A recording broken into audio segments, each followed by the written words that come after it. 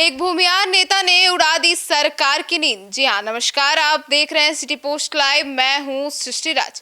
जदयू के भूमिहार नेता और विधायक डॉक्टर संजीव अब आर पार के मूड में है। उन्होंने सरकार की नींद भी उड़ा दी है। क्या है ये पूरा मामला, और आज वे राजभवन भी पहुंच गए हैं। इस पूरे मामले पर जानकारी देंगे हमारे सहयोगी मुस्कान। तो मुस्कान, आखिर वो आज राजभवन क्यों पहुंच गए हैं? देखिए, आपने सही कहा। खगड़िया जिले के ये विधानसभा क्षेत्र से आते हैं और ये विधायक हैं, और भूमिहार में काफ़ी अच्छा इनका कंट्रोल है, पावर है। और आपको बता दें कि आज राज्यसभा जाने की एक अहम वजह है। कई मांगे हैं इनकी। एक, जो बिहार के पहले सीएम थे श्री कृष्ण सिंह, उनके लिए प्रस्ताव शामिल करने के लिए, भारत रत्न में डालने के लिए उनका नाम उसमें सूची में है। साथ ही बिहटा एयरपोर्ट का नामकरण के लिए है। किसान नेता स्वामी जो सजानंद सरस्वती हैं, उनके नाम की मांग करने गए हैं। उसके बाद भूमिहारों के लिए कई मांगे लेकर गए हैं। जी, तो मुस्कान, उनकी मांगे क्या है और उन्होंने ऐसा क्या किया कि अब सरकार की नींद उड़ गई? देखिए, आपको बता दें कि महारानी जानकी ठाकुर मेडिकल कॉलेज जैसी जो संस्थाएं हैं, उनका ऐतिहासिक नाम को मिटाने की रोक पर मांग करने गए हैं। और ईवीएस जो वर्ग है, उसके लिए सरकारी सेवाओं के लिए गए हैं। आयु सीमा छूट जो होता है, छात्रावास की जो सुविधा है, उसको बढ़ाने की मांग करने गए हैं। और बाढ़ की जो समस्या उनके क्षेत्र में है, जो इंफ्रास्ट्रक्चर का दिक्कत है, उसको लेकर बात करने गए हैं और अपनी मांगे रखने गए हैं। और उन्होंने कहा है कि कहीं ना कहीं ये जो आश्वासन है उनको मिला है वहां से कि इन मुद्दों पे काम किया जाएगा और बात होगी। जी, तो क्या केंद्र सरकार उनकी जो मांगे हैं उनको मानेगी, और नहीं मानेगी तो वो एनडीए की मुश्किल बढ़ा सकेंगे? देखिए, दबंग विधायक है, अपने समाज में उनका खास प्रभाव है। वे अपने समाज की मांग जोर शोर से उठा रहे हैं, और चुनाव के पहले तो सरकार दबाव में रहती ही है। तो हो सकता है कि उनकी कुछ मांगे मान ली जाए। अगर बिहार के पहले सीएम डॉक्टर कृष्ण सिंह को भारत रत्न दिलाने का प्रस्ताव रख रही है, तो उसमें दिक्कत ही क्या है?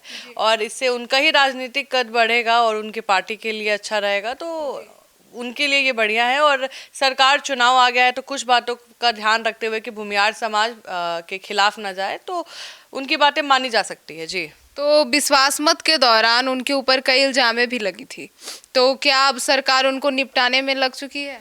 नहीं, बिल्कुल नहीं। देखिए, डॉक्टर संजीव लड़ाकू विधायक है। वे बोल चुके हैं कि सरकारी जो टिकड़म है वो उससे डरने वाले नहीं हैं। और वे गए थे आर्थिक अपराध इकाई के दफ्तर में पूछताछ के लिए, और अधिकारी को उनसे ज़्यादा सवाल नहीं पूछे गए। उल्टा उन्होंने अधिकारियों पे सवाल की बौछार कर दी। उन्होंने कहा कि जो विधायक दूसरे दलों में पाला बदल कर सरकार के साथ आ गए हैं, आप उनको दोषी नहीं मान रहे। हम यहीं बैठे हुए हैं, इसी पार्टी में बैठे हुए, हमको आप दोषी मान रहे हैं। आपको याद होगा, बीमा भारती भी इसमें जुड़ी हुई है, बीमा भारती पे भी चल रहा है।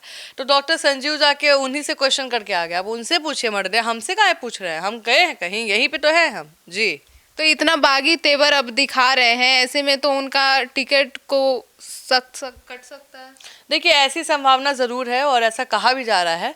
लेकिन ऐसा होगा तो उन्हें आरजेडी से टिकट मिल जाएगा। ऐसा नहीं है कि वो नुकसान हो जाएगा, जेडीयू हटी तो इनको कोई नहीं पूछेगा, ऐसा नहीं है। उनका जनाधार है, उनके पिता भी बिहार सरकार में मंत्री रह चुके हैं। उनके जनाधार के बल पर ही वे सरकार के खिलाफ पार्टी में रहते हैं, आवाज़ उठाते रहते हैं। तो अगर ये छोड़ते भी है, इनको हटाया भी जाता है, तो आरजेडी इनको टिकट देके चुनाव लड़वा सकती है।